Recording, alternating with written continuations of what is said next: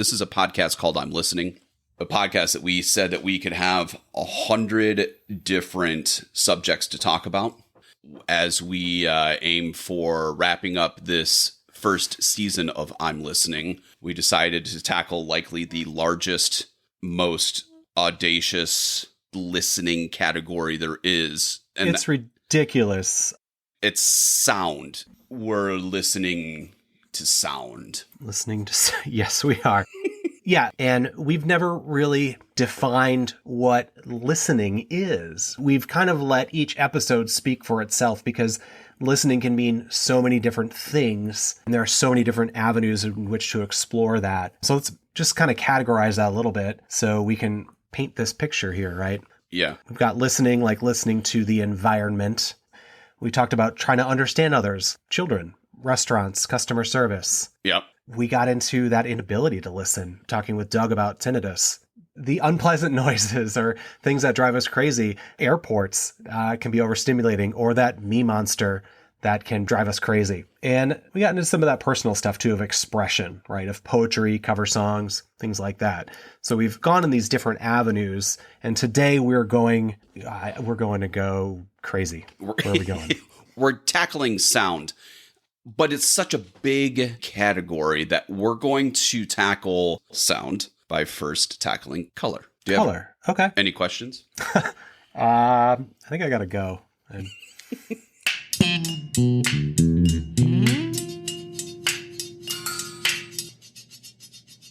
From conversations to the natural world to complete silence, so many of us focus on what's next rather than what is happening now. I'm Listening is a podcast that dissects the importance of listening. I'm Drew Richmond. And I'm Brant Christofferson. And this is I'm Listening, a podcast simply about the skill of listening. So you might hear people that turn on this white noise simulator or sound machine at night to help them sleep. Typically that's white noise. There's purple noise, there's brown noise, there's pink noise, there's violet noise, there's green noise, there's all these different colors that determine different noise. We'll call this sound 1.1, and we're going to tackle color. Color. I think when we first started talking about white noise, I thought of the TV, when the TV's, not on the right channel. I'm talking old school TV. It's just that hissing noise.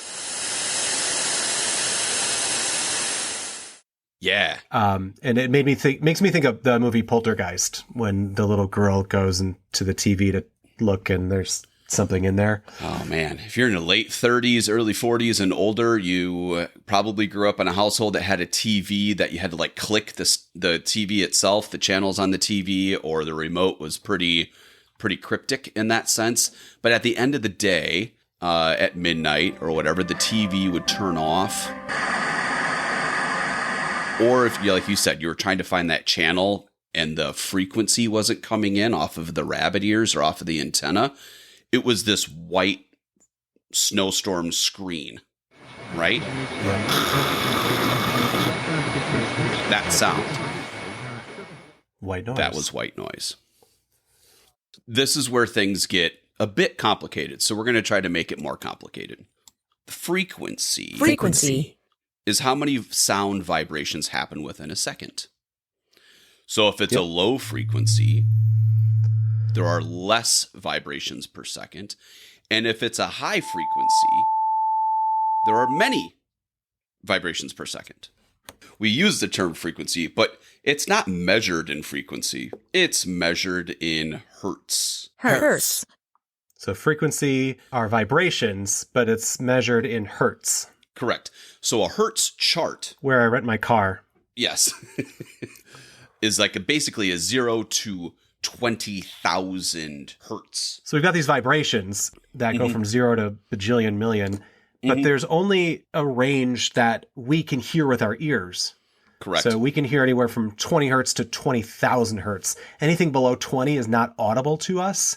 Correct. And then anything above 20,000, we can't hear that either. Yeah, so I think the great example of that is the dog whistle, right? So the dog whistle, we blow a dog whistle, we can't hear it, but the dogs respond to it. It's because the dog whistle hangs out at right around 23 to 54 kilohertz. So that's 23,000 to 50-ish thousand. We can't hear it. It's beyond what we can hear. On the opposite end of that spectrum, when the air conditioner kicks on, that's hanging out at right around 60 hertz. Cool. Okay, so it's that lower buzz sound. There are less sound waves per second. Cool. Does that make sense? So we've got frequency, right? We've got these waves, these vibrations per second going through the air. And then we've got how slow or fast they go. There's a range of that. And there's only so much of that range we can hear, which is 20 hertz to 20,000 hertz. Correct. Makes sense. Okay. Easy. Perfect. Passed. We're done. Good job. Yeah. Thanks. Nope. Now we've got amplitude. Amplitude Is the strength of those sound waves. We would call it volume. Okay. So that is how loud something is. It's not the sound frequency. It's the strength of that frequency. Okay. So that's amplitude or volume. We measure that in not amplitude or volume. We measure that in decibels. Decibels. Okay, so that is how loud something is. Again, there's also a chart. If you have hertz going lengthwise, now you can have decibels perhaps being the loud part, right? The up and down to a certain degree. The bottom being the softest, which would be, 0? And the loudest is kind of hangs out there. Think of an airplane taking off, a jet going by, a rocket ship taking off, something to that extent is going to be the loudest. It becomes a pain tolerance for humans. I like that we measure sound in how painful it is. we measure volume in pain, right? So I've got 2 kids. I know exactly what that pain is. Yeah, exactly. So your quiet home, nobody's there, nobody's barking, nothing is run. Maybe the refrigerator kicks on, maybe this thing kicks on, but there's no air conditioner. That quiet home is about 30 to 40 decibels. Okay. So that's a good range. So it starts at 0, and most would argue it's almost impossible to get there. You'd literally have to lock yourself into a 12-foot thick wall, concrete dungeon thing to try to get to 0. Oh, like that room at your house. Yeah. That's a different podcast. So that's about 30 to 40 decibels. Okay. And then the rocket launching is 160, 180 decibels, something to that extent. When you're on your lawnmower, it's 80 to 90 decibels. You know, the loud motorcycle that drives by is 100 to 110 decibels. So now we've got volume, we've got frequency in hertz, we've got this measurement. So this kind of creates a map for us, right? Sounds are going to fall within frequency and a decibel level. And it's all those sounds together. We can now talk about white noise. Yeah, exactly. So why did we just spend time? Because if they're going to call it white noise, there's a sight association with that. Yes, the color white is associated with the sound, but it's also a chart. And how that sound actually looks on a chart is where the color comes from. Okay. Do you want me to say that again? So that makes perfect sense. Yeah. I'm looking at a white piece of paper. There it is. Let's take one small step backwards. Okay, let's get back into hertz. So if you're an orchestra, and you want to get all these instruments tuned together, the standard practice is an A. That hertz level is exactly 440. Okay. So on this chart, from 20 to 20,000, that standard sound. So if you have a guitar tuner, it sits at 440 hertz. Who decided this? I don't know. But that's what it is. All right. Probably somebody long time ago. But that's what it is. So on this chart, from 20 to 20,000, the orchestra that you're staring at, when they get into tune, they are at 440 hertz on the note of A.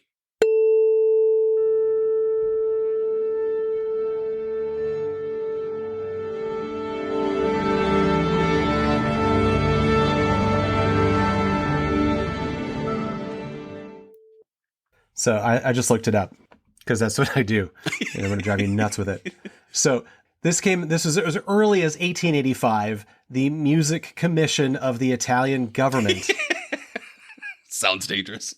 Sorry. No, it doesn't. I take that back. Do not mess with them. Sorry. The Illuminati is involved. So they declared that all instruments and orchestras should use a tuning fork that vibrates at 440 hertz. Okay. Okay? Okay. And that's where that came from. It sounds like different places had different hertz, but they said, okay, tuning fork, 440 hertz. So that brings us into why are there tuning forks and all that stuff, but there you go. That's where it came from. Well, you got the answer. Great job. Okay. So now, Yep, okay, thanks. so think about that. On the spectrum of 20 to 20,000, there is a single pinpoint at 400, not 439, not 441, 440. That's what it is. But there is a 439 hertz. There is a 438 hertz. There's a 562 hertz. There's a 1,654 hertz. There's a pinpoint of every single measurement all the way through 20,000 and beyond. We could also call that a pitch, right? Yeah, exactly. Like 440 hertz is an A. It's an A. So with that, here's another term. So then you got an octave. Octave. Well, what's an octave? Okay. An octave is a doubling of that. Oct, eight notes, you move up. So an octave higher of 440 is 880. 880. It goes higher. It's a higher level, a multitude of 2 for each sound wave. So it goes higher, and it is a higher sound. So it is a higher pitch. So now we got this chart. So we got 440, we've got 880, we've got 1,654, all these things. What's white noise, Brant? White noise. Well, let's get into... Hey, the setup for this is like the whole episode. So you've just created this chart for us, and you've got decibels and you've got hertz. Okay. And on this chart, and somehow how this chart is laid out, we're going to get to white noise. Yep. Well, let's get to the color white first. What is white light? When we think of white, what are we talking about in color? All of it? Yeah. When we think of light and color, we're looking at when all of the colors are combined, we get white, which is super weird because I think I don't think that's right, because when I was in elementary school and I combined all of the colors, it was like this dark brown. Yeah. So I don't think you're right. We'll be posting some of Drew's artwork. For the sake of science, I think you're right. So if you take all of the colors in the entire spectrum and you combine them together, you get... Combine them all together, you get white.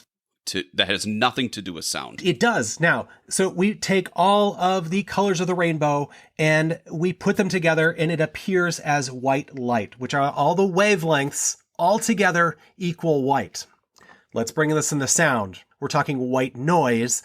All of the hertz on the spectrum are now set at the same decibel level. And now that is white noise. White noise. It's all of the sounds at the same time, just like white light is all of the every sound of the audible spectrum, all playing at the same level. White noise. White noise. So when every the TV, sound ever at the same level. When you couldn't find the frequency, it was all of the. It was all of the frequencies.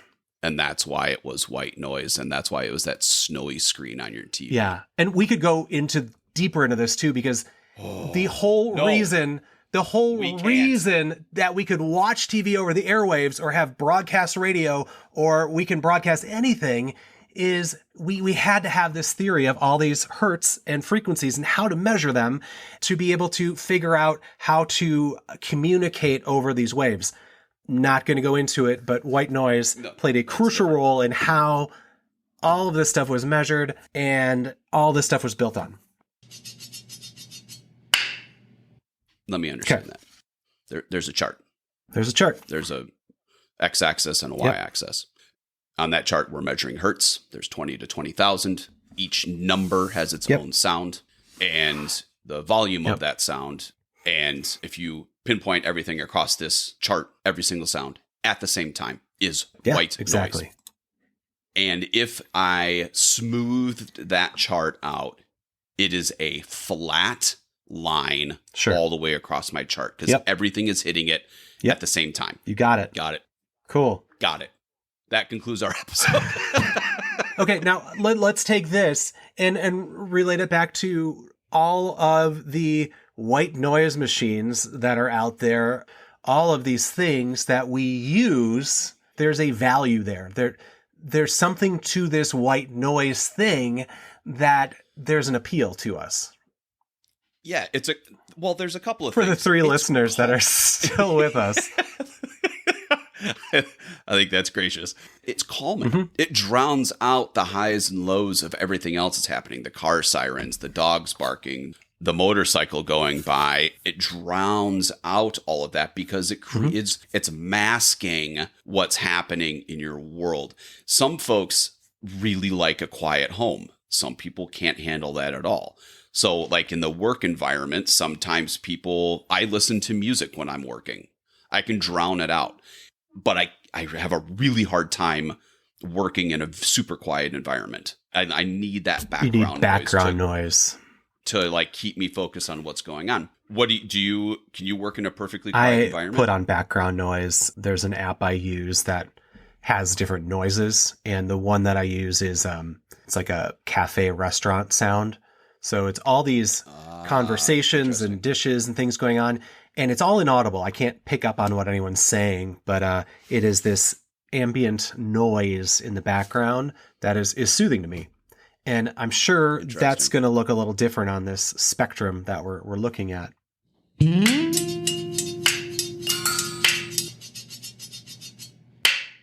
So, you're talking about white noise and it covering up everything, we use white noise to cover things because it is playing at all of the frequencies at the same level. Going back again to our childhood because we're really old, and we go in the 80s and we go to the mall. What is a key feature in that mall that was in almost every mall, probably at the center, was a fountain, a water fountain, a water feature that had water gently flowing. The sound of a waterfall emulates white noise. I can't say a waterfall is exactly white noise, but it is very much like that, where it is hitting so many of those different frequencies. It is masking all the other sounds going on in the mall. It makes it feel a little more calming, a little less chaotic. Yeah, so this goes back to what we were talking about in a couple of our previous podcasts about going out into nature and the stream, or listening to water in other capacities. If you want to talk about water or waterfalls, the closest thing to that actually falls into the realm of pink noise. Pink noise. There's more colors. Sorry. I just figured out white. Ready. All right, so let's go there. So pink noise, it falls on a chart, right? So you can visually see it as you would look at that chart, where white noise is flat across the top in a straight horizontal line. Pink noise actually is a relatively downward line. Not real sharp. It's relatively downward. Again, we were talking about those octaves before. They start to double. Okay. So what you're going to get are these deeper tones, because you're going to have more in the lower hertz on that chart, creating those deeper tones. Okay. As it falls away, you are still going to get the higher tones, but there's a little bit of a rumble behind it. Yeah.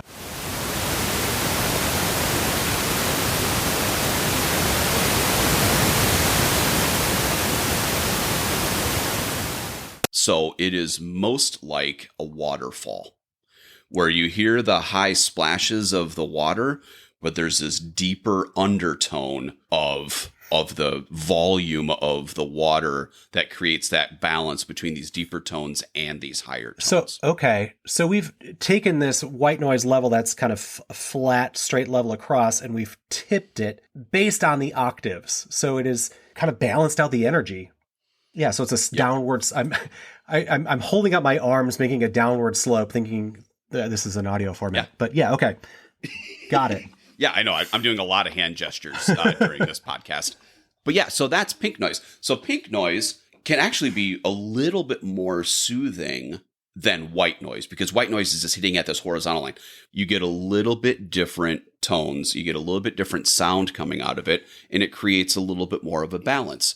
I could sit and listen to a waterfall forever because it's got deep variation with that higher variation of sound as well. So it's kind of that contrast a little bit. So if I'm going to choose to listen to one or the other, it sounds like pink noise. Why am I choosing? It's more calming? Can be. For some people, for sure. For some people. Okay, so it's more, okay. Yeah. Yeah, it's more personal choice. Brant, it's time for a quiz. Are you ready? Yeah. Here you go. Yeah. Why is it called pink? It has to do with the spectral power density compared with white noise, which decreases by 3.01 decibels per octave. That's from Wikipedia, by the way. I had to figure out what you're talking about. I think you're right and wrong. I think you're right. Yay, ding, ding, ding, ding, ding. It's because of Sir Edmund Pinkerton from 1885 in the Italian music paparazzi. you nailed it. Okay. You got it. I'm good at this. No, Brant, it's because the way that chart, just like white noise, goes all the way across and creates all of the sounds, the way that chart is angled down reflects what pink looks like on that chart. Oh, so it relates back to the color. There's correlation between the color of light, just like the white light, and okay. Love it. And the spectrum of color on the same chart, just like white is all of the colors. Pink noise is some of those colors, whatever that combination is that makes up the color. Okay. So we've taken this white light curve, we've tipped it so by the octave range, it's on a slope. So we've taken white, we've gone to a slope. Can we make that slope steeper? Can we keep tipping that slope and making it steeper? What happens next? Sure enough can. The question is, can we tip this even further? Yeah. And the answer is yes. You can tip this how you can create whatever you want out of this and create. This is how we get all of these different sounds or noises that have a color attached to them. So if you take that pink scale and what that chart looks like, which is kind of this downward slope, and you make that a little bit sharper, you get to brown noise. Brown noise. Pink noise, you have these deeper tones and these higher tones. So you think of a waterfall where you can hear the deep rumble, but also hear the light splashing. Yep. Brown noise is more equal. Okay. Even though it's a downward, it's not as high frequency as white noise. It's a little bit lower. This is going to give you your softer rain, where you don't necessarily hear the highs and lows. It's a very similar pitch, but it is a little bit softer. Okay. It's a little bit softer. You're not going to get the lows and the highs. You're going to get this nice, medium, soft rain on the roof. Got it. Sound. So is that more calming or it's just different? We're turning those highs down. We're turning those highs down and the lows up. So we're getting a different sound. So now let's take that brown sound and let's turn it opposite. So where it's the exact same downward slope, but now we have the exact same. So it's going up. Upward. Yep. Now we're going up. Which is going to be a different color. Violet. Violet noise. Violet, you're turning violet. Violet noise is also known as I'm going to try that word again. Differentiated white noise. Okay. This, if you listen to our past episode when we were talking about tinnitus and talking about trying to mask that, listening to pink noise with the deeper tones and these variations in sound isn't going to offset this higher pitched tinnitus that is that perception of sound that your brain is producing. So you need a little bit higher frequency. You need something that's a little bit higher, which is why this is now sloping up, because it needs to be a little bit higher pitched. Okay. So our lows aren't really there, but we're getting a lot of the high pitch. Correct. But you have a consistent sound. So you don't necessarily have all these variables, and it can help. Yeah. It can help offset the symptoms of tinnitus. And it's called violet. Because it's masking because tinnitus is when we hear that a higher frequency, and this helps mask it. Correct. Helps offset that sound. And again, everybody's tinnitus is a little bit different, but this is the most common color of noise that can help with that. And it's called violet, and it will line up with the color spectrum of violet.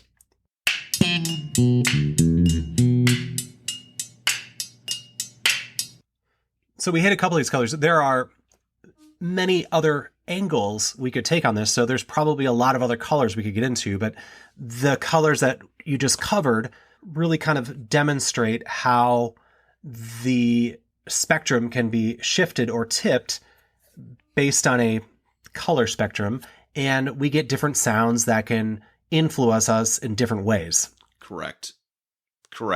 Now, what we talked about was a lot of hertz, a lot of frequency. We didn't really get into the decibels a lot. Remember, the decibels is going to be that amplitude of sound. So some people need a real quiet white noise at night, just a little rumble of white noise. Some people might need it to be a lot louder, and that's where they would increase the decibels. And remember, your quiet home is about 30 to 40. So you don't need a whole lot. You don't need to crank out this white noise at 75 or 80 decibels to have it mask out sound. It can still be pretty quiet. It can be in that quieter range in terms of the amplitude of that sound. If I wanted to use the sound to mask sounds. Yeah. For example, like traffic, general traffic is right around 70 decibels. Well, you don't necessarily need 80 decibels of white noise to drown out the traffic, but you might want 40 to 60 to help kind of even it out a little bit as you're hearing the traffic. It masks it, I guess. It masks it. Exactly.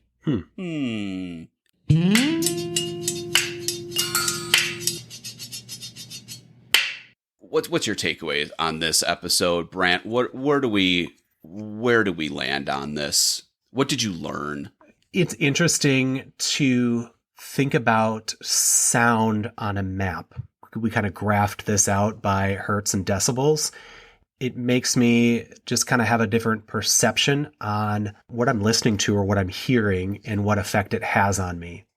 I want to try different noises, from white noise to pink noise to brown noise, as background sound to see what that might do. Yeah, how about you? Besides just the general learning of why, I think that was a big one for me of like, okay, white noise, neat. Okay, wow, that really makes a lot of sense. And pink noise, et cetera, et cetera. I think that its accessibility to us is all. You don't have to have a prescription for this, right? You don't have to go see. You can go see a doctor. You can, but you could also just hop on the internet and go, I like that sound, or I don't like that sound, and kind of dial in the color of sound to help you. There are some studies that you can overstimulate yourself with these calming noises, as much as that's weird to say. You can have too much of a good thing, shockingly enough. You do need to use it in moderation, but when used correctly, it can be very calming and help you relax and help you concentrate. I learned a lot. It's fascinating. We probably completely botched the explanations, but we did the best we could, and that's okay. I'm sure. Yeah. I'm sure. So if you're an audio technician or a music theory person or a physicist or something, give us a call, and maybe we'll have you on a follow-up podcast. And we can have a correction update to everything we just totally annihilated on this.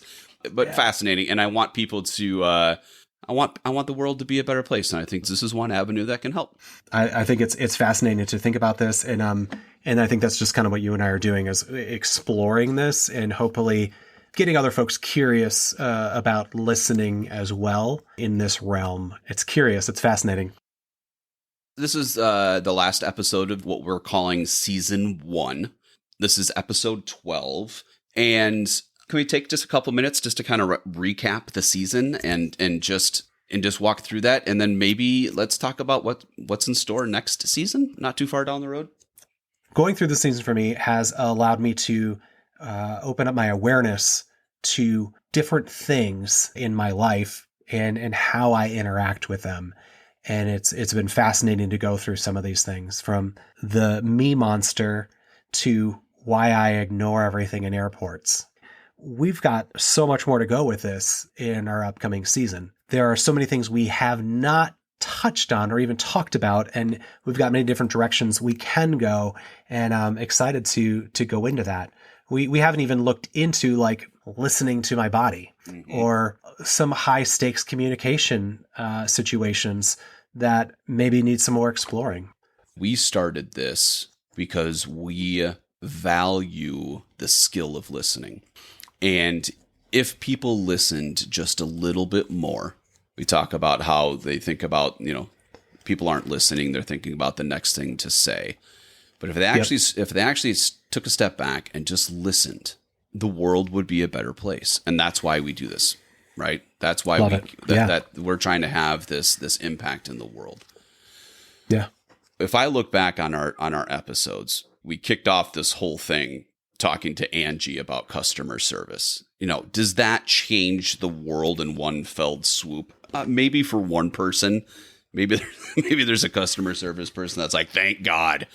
Right. But in the realm of customer service, we probably did not alter the trajectory of humankind.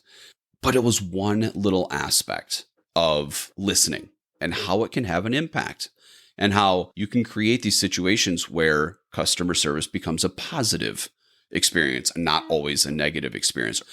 That was one aspect of how we can help. Then we went into, we talked about the restaurant industry and how they function and how the back of the house, the front of the house, that customer interaction. I learned a ton. Is that every restaurant? But maybe there's some folks in the restaurant industry that listened to that and went, oh, well, that's a totally different way. I never even thought about that. So maybe we'll incorporate some of that of how we interact with customers. And on the same side, the customer maybe is like, oh, well, I don't always need to be a jerk at every restaurant experience, right? I don't need to be looking for the things they do wrong or have this super high expectation all of the time. Maybe I can adjust how I listen and how I interact at a restaurant. We talked about interacting with children. We talked about, 36 questions, this concept of these questions that were created by professors in the 90s and the impact that they have on other people, maybe be the predictor of love. But what does that require? It requires listening. It's been amazing. I've really enjoyed it. I've learned a ton, which was also part of this, as an opportunity to be creative and just have a different way to have an effect on people. And for all of those listening out there to this podcast, thank you for being a part of season 1. Brant and I are very, very excited for season 2. It is not that far off, but we just need to get back to what are these next episodes? What are these next topics that we can help change the world just a little bit? Yep.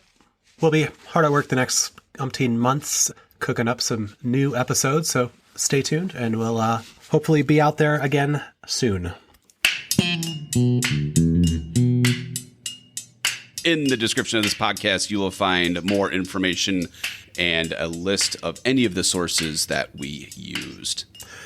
This podcast is created and produced by Drew Richmond and Brant Christofferson. Editing by me, and the I'm Listening theme music by Drew. That's me. That's you. Brant, I will talk to you later, my friend. We'll see you next time. Yeehaw. Have a good one, Drew. Bye, Brant.